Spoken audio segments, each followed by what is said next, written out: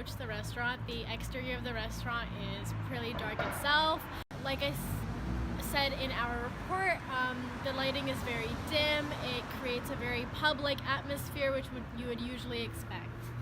So, what do you think of the decoration at the bar? The decorations were really for St. Patrick's Day, which is coming up this weekend, which is really nice. They had green lights, really trying to pave the way for this weekend, and it felt really cozy and really nice.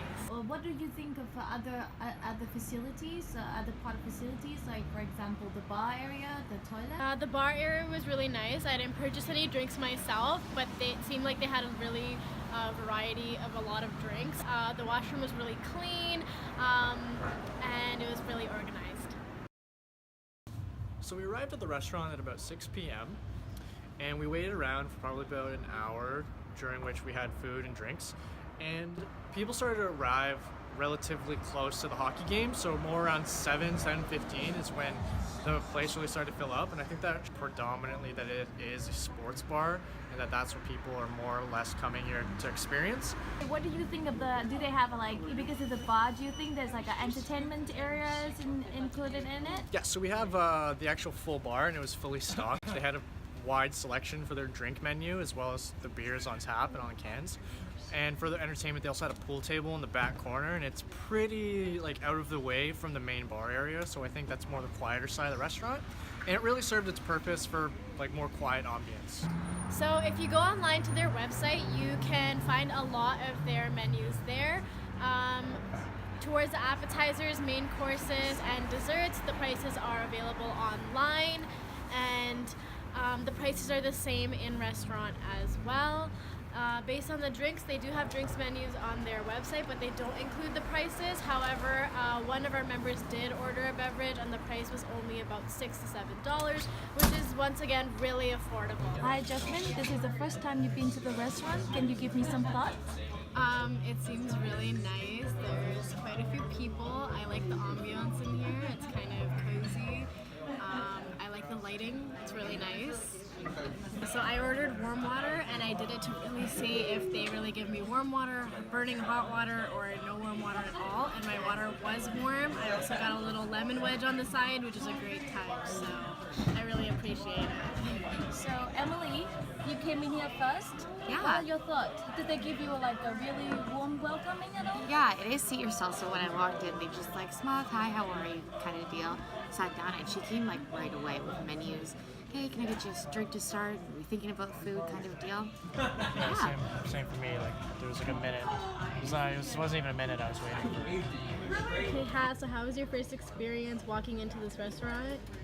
Oh, it was nice. This is not my first time here, but I still like it. I used to do. And you're the only one who ordered an alcoholic beverage, so how would you rate that so far?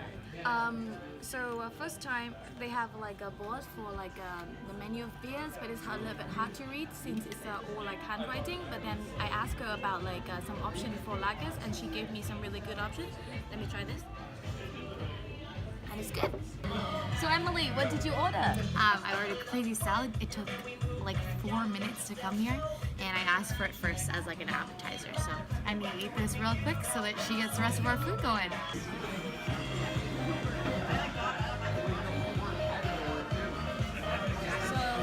Jasmine, what did you order? So I ordered the samosas, and I ordered honey garlic wings. And Emily, what's your Mozzarella sticks.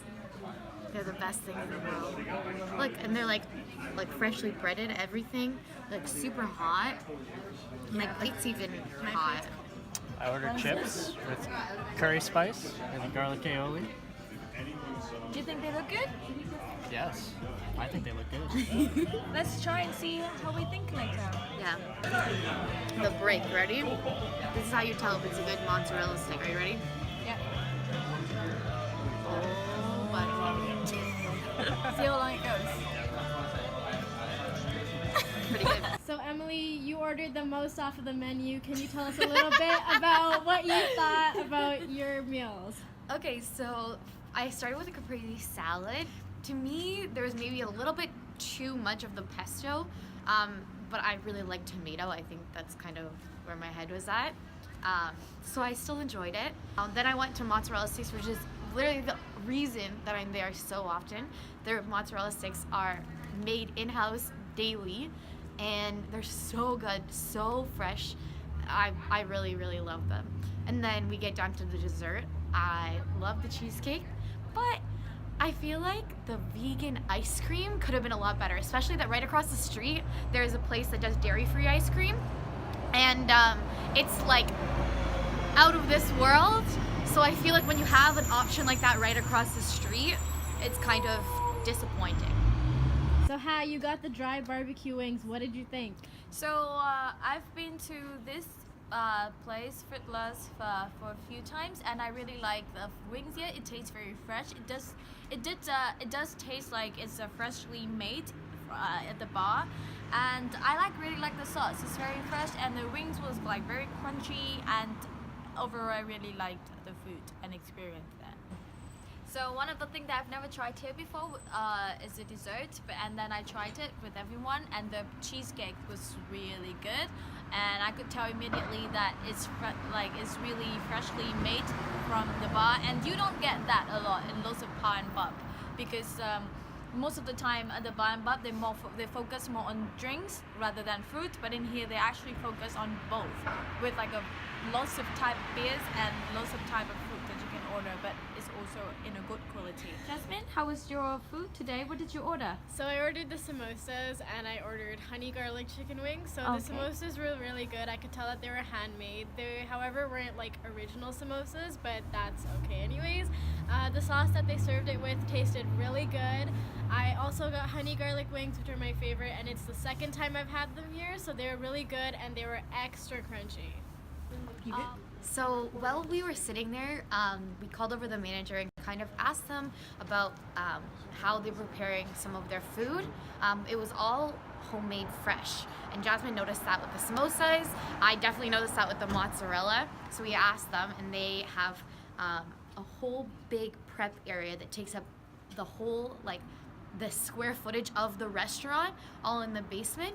He was saying that, like, there's one guy that will come in, and for 4 hours of his shift he'll be smoking mozzarella, and they do a cold smoke, so everything's really, really fresh. And then they do a lot of prep in-house. We were also told once we ordered the cheesecake that the manager and the owner make the cheesecake from scratch. It was amazing.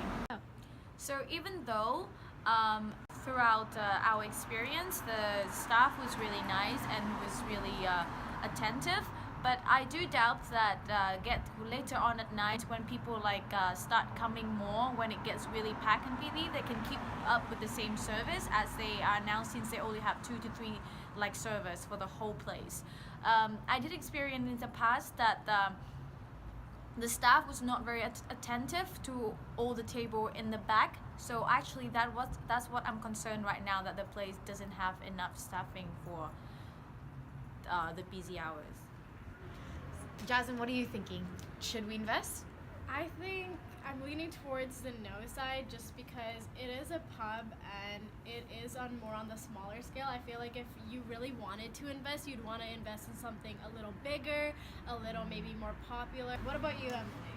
So I agree with you that this might not be the best investment. I think mine is more because the owner, Neighbor, he makes everything from scratch, and you can feel his passion and his love, and it's hard to get that with a franchisee. You know, they won't care about their food as much, and so then the cheesecake that's made by Neighbor, the mozzarella sticks, those would all go kind of by the wayside, and that's what they're really, really known for, right? So although it's a great and successful restaurant on its own, this is maybe not the best opportunity to invest. Yeah, I truly feel like it has a lot of good qualities. It's a great place to dine and a great place to be, but for a long-term investment, I don't know if it's your number one choice. Yeah. For the pineapple group, I don't believe that Fiddler's Poorhouse is a good investment. Specifically, I believe it's not a good investment because it's very hard to standardize their menu. It is a seasonal menu, and there's just too many staff, and there's too much of a huge prep area to really standardize their menu. It's a hard decision to make, but I'm going to lean on the side of no, you should not invest, just because there's too many variables to account for, and that there are a lot of other bars on this street. There's a lot of competition, and it might not just be like a solid investment in terms of your actual finances, but it is a very strong restaurant for sure. My opinion, I think it's a good investment since it's a good location. It's a really good location. It's in the middle of downtown. It's next to so many things that people can just go around and have a look and then find it interesting to pass by. But you it totally makes sense. So overall, I guess our consensus is that we shouldn't invest. The Pineapple Group just wouldn't be a great fit for this. However, it is a successful restaurant, and we really appreciate all the little details they're able to go into the menu and the drinks. Thank you for watching. Yeah, thank you. Thank you. Bye.